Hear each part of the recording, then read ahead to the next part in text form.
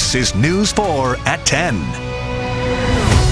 What could you do with roughly $180 million? We know the possibilities could be endless, but tonight the city of St. Louis could see endless hurdles if they lose that much cash. Those millions come from your paycheck via the earnings tax. If you work in the city, you pay it. Tonight, a new fight grows to force refunds following a year of remote work. And there's also a focus on if voters will decide to keep the tax next week through Prop E.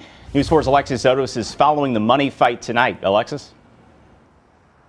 Well, Corey, right now you might be asking, didn't we just vote on the earnings tax? And yes, 5 years ago, which is required under state law.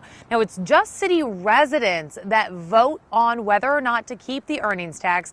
But a new lawsuit estimates that it's around 75% of people paying into that earnings tax are actually non-city residents.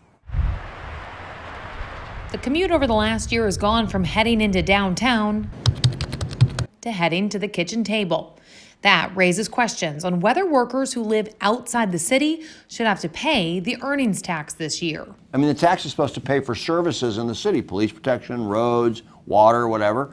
And they weren't using those services when they weren't in the city, so they don't owe the money. That's the opinion of Beavis Schock, an attorney who's filed this lawsuit against St. Louis City on behalf of several clients who worked remotely the last year. One's in computers, one does real estate work. In the past, the city's allowed refunds to employees for days they traveled or worked out of town.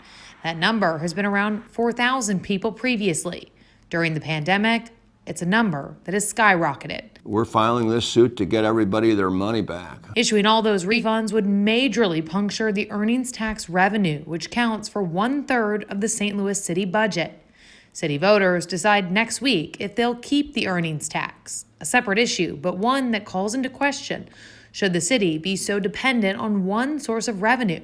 We asked the two mayoral candidates. It would be devastating to our budget and to our economy. And so, if that were to happen, that we would need all hands on deck to figure out what is next for the city of St. Louis. In 2016, Prop E passed overwhelmingly with 72%. I'm not worried that people are going to vote it down, but I am worried that it is such a huge portion of revenue, of our sources of revenue. So as mayor, I want to take a look at all of our sources and uses of funds and to develop a strategy where we won't be as dependent on one source of revenue. That is unsustainable.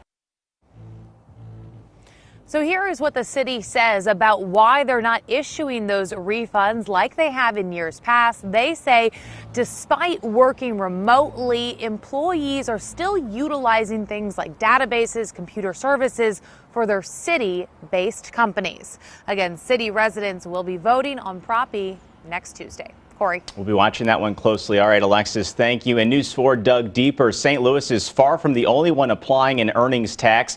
Others doing the same include Kansas City, which also has a 1% tax.